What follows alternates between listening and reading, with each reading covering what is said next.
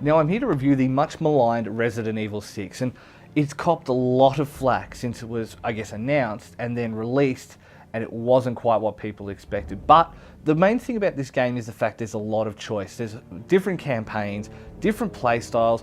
There's even the option to have unlimited ammo, and while a lot of people are going to say that's a bad thing, I don't necessarily think choice is ever a bad thing. You can just avoid a lobby that has it, and you don't have to pick it. So let's get into it, and let's break down why I don't think it's quite as bad as people say it is.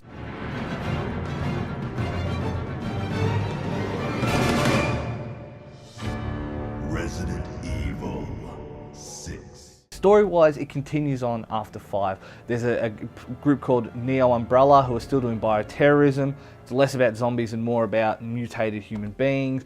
All that kind of storylines that have continued through the Resident Evil series. It brings back a lot of the main characters that you know as well. There's Leon, there's Chris Redfield, there's a new guy named Jake Muller, there's Sherry Birkin from number 2. So there's lots of throwbacks to this grand universe that Resident Evil has spun.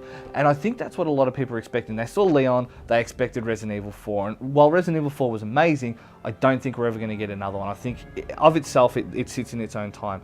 Let's go into exactly why I think it's not as bad as it is. Now, the graphics on it actually look pretty good. Up close, the faces look better than people will give them credit for. The scenery isn't too bad. It's a lot of industrial, it's a lot of this, it's a lot of... Going through China was interesting, like a lot of the game is set in China. All the different areas look fine. The biggest problem is the camera. It's janky, it's too close, it doesn't move very well. So there's a lot of problems with actually controlling the game, particularly in a game that encourages you to use melee to save bullets. Big detraction there. Sound-wise, the voice acting isn't too bad. Chris is very, I'm an army man and I'm here to save things, but that's Chris Redfield. It's the nature of what he does.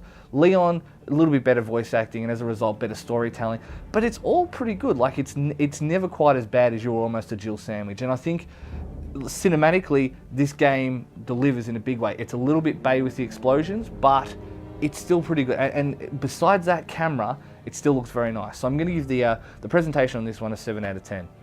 Gameplay wise is where, wait for it, your mileage may vary. There are 3 different campaigns. They all play very differently. Jake is hand to hand. I can't tell you why, there's a very good reason, but he reminds you of somebody else in the older series that you may remember just punching and stabbing people. Not going to go into any further detail. Chris is pretty much the poor man's Gears of War. Leon plays a bit like that, but it is much more true survival horror. Like, it goes back to its roots a little bit better, and I think that's the hard part for a lot of people. They're expecting a Resident Evil 2 or Resident Evil, you know, those really old school designs, but fixed camera angles and all that were never a good thing. Don't delude yourself otherwise. This game has so many modes though. Mercenaries, Agent Hunt, all the campaigns, all of them are co-op. Play them through as great as you can. There's a hidden campaign at the end once you clock all 3. There's so much game in this that I can't see where the complaints are coming from. And yeah, it's not great, and yeah, there are definitely some niggling issues, but it's certainly not as bad as people are telling you. 7 out of 10. All up, your mileage is this is where it is gonna change your score. So if you're an old school Resident Evil fan and you want fixed camera angles and poxy handling and poxy everything, you know, with that real like bullet squinching, you're gonna hate this. It's a 5 at best for you, just because of the nostalgia. If you really don't mind a decent action game that I guess conveys the message that it's trying to tell very well and isn't really a Resident Evil game, this is definitely worth a look. 7 out of 10.